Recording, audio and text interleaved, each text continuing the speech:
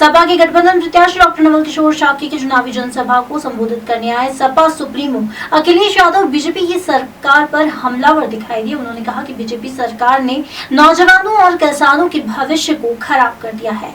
युवा और किसान सरकार बदलने का भी मन बना चुके हैं। शहर के बड़पुर स्थित क्रिश्चियन कॉलेज मैदान में जनसभा को संबोधित करते हुए सपा सुप्रीमो अखिलेश यादव ने कहा कि इस बार सपा प्रत्याशी की जीत के सभी रिकॉर्ड टूटने जा रहे हैं। इस बार युवा वर्तमान सरकार के खिलाफ है। 10 साल में बीजेपी ने गरीब किसानों और युवाओं से झूठे वादे किए हैं। किसानों को उनकी फसल के वाजिब मूल्य नहीं मिले, किसान कर्ज में डूब गया, महंगाई लगातार बढ़ रही है। सरकार ने बड़े बड़े उद्योगपतियों का कर्ज माफ किया, लेकिन गरीब किसान कर्ज माफ नहीं किया गया। इसीलिए सपा व गठबंधन ने तय किया है कि सरकार बनने पर किसानों को उनकी फसल का वाजिब मूल्य मिलेगा। अभी तो जानकारी नहीं मिल पा रही है, जिसमें 16 लाख करोड़ उद्योगपति का सरकार ने माफ किया हो। 5 करोड़ से ज्यादा जन उद्योगपतियों ने लोन लिया है। सरकार ने नियम बनाकर सिर्फ उन्हीं लोगों का कर्ज माफ किया, लेकिन किसानों का लाखों का कर्ज माफ नहीं हुआ। किसानों ने 3 काले कानून के खिलाफ खड़े होकर भारतीय जनता पार्टी को झुकाने का काम किया। सरकार ने किसानों के खिलाफ जो कुछ करना था वह किया। सड़कों पर किले लगाकर आरसीसी की दीवारें बनवा दी। हजारों किसान शहीद हो गए, लेकिन वो पीछे नहीं हटे। तब जाकर किसानों के काले कानून वापस हो पाए। सरकार ने पेपर कराए और कुल 10 पेपर लीक करा दिए। उन्होंने कहा कि सवाल नौकरी का नहीं है। नौकरी के नाम पर सरकार ने युवाओं को 1/3 जीवन बर्बाद कर दिया। फौज की नौकरी को अग्निवीर में बदल दिया और अब पुलिस की नौकरी को कहीं 3 साल का न कर दे। फौज की नौकरी अग्निवीर कर दी, जिससे नौजवानों का भविष्य भी खतरे में पड़ गया है। उन्होंने कहा कि चुनाव आने वाली पीढ़ी का भविष्य तय करेगा। जो लोग संविधान को बदलना चाहते हैं, अब जनता वक्त आ गया है कि उन्हें बदले। देखिए, ये बहस का मुद्दा होना चाहिए कि अभी जो परीक्षाएं हुई सब पेपर लीक हो गए, किसानों की आय दोगुनी नहीं हुई। और सबसे बड़ा सवाल ये है कि भारतीय जनता पार्टी आरक्षण और संविधान को खत्म करना चाहती है। जो लोग संविधान और आरक्षण को बचाना चाहते हैं वो अपना वोट खराब न करें, समाजवादी पार्टी और इंडिया गठबंधन की मदद करें।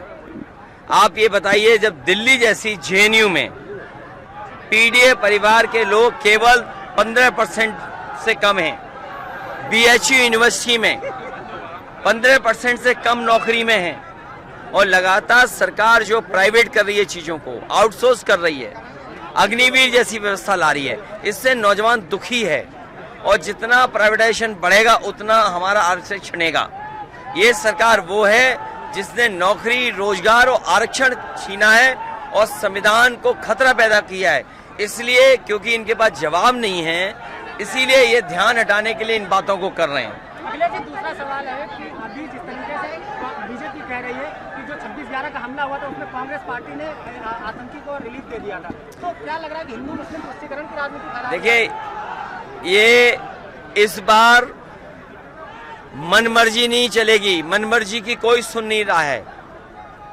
और भारतीय जनता पार्टी की हर कहानी फेल हो रही है, हर कहानी उनकी फ्लॉप हो रही है। उनका हर डायलॉग जनता स्वीकार नहीं कर रही है, उनका हर डायलॉग फेल हो रहा है। वही घिसे पिटे डायलॉग जनता सुनना नहीं चाहती। वो कहानियां जो सुना चुके हैं उन पे कोई सुनने वाला नहीं है।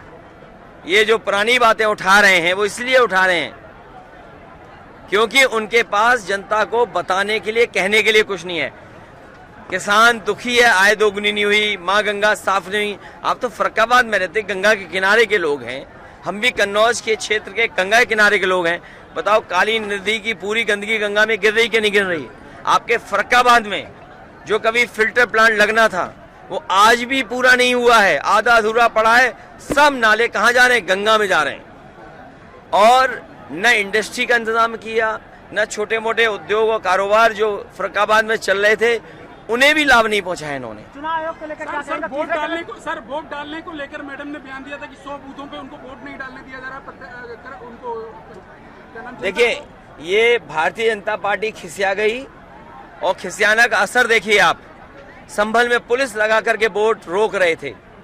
पुलिस प्रशासन, चुनाव आयोग का काम यह कि ज्यादा से ज्यादा वोट पड़े, लेकिन जब वो खिसिया गए तो पुलिस को आगे कर दिए।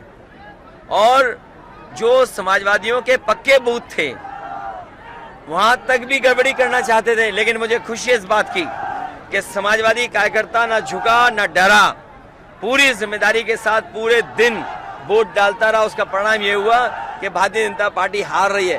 आपके बगल में बताओ आमला है, हार गए कि नहीं हार गए भारतीय जनता पार्टी के लोग?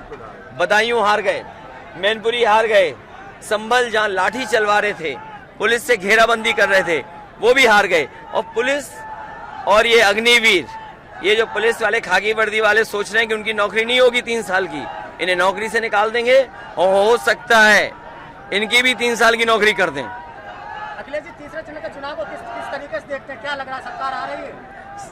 सरकार इंडिया की आ रही है, समाजवादियों की मिलकर के आ रही है, और बीजेपी की विदाई है, और विदाई उनके भाषणों में नजर आ रही है। क्या उनके भाषण नहीं बदल गए? बताइए, जो लखनऊ वाले हैं इनके भाषण ही सुन लो आप। लखनऊ वालों का भाषण क्या है, और जो दिल्ली से आते हैं उनके भाषण क्या हैं? तो जिनके भाषणों में ही रुझान आ रहा है हार का, तो जनता इन्हें हरा चुकी है। और यहाँ पर जहाँ पर डॉक्टर नवल किशोर साके लड़ रहे हैं, पूरा पीढ़े परिवार इनको वोट दे रहा है, और पूरा फर्रुखाबाद इस बार रिकॉर्ड बनाने जा रहा है। आखिरी सवाल है कि हरियाणा में सरकार 3 जो है निर्दलीय विधायक चले गए, तो क्या लग रहा है कि वहाँ पे सरकार जाएगी कि रहेगी? ये तो हरियाणा की बात कर रहे हो। 4 जून के बाद यूपी की चिंता करना, यूपी की चिंता करना।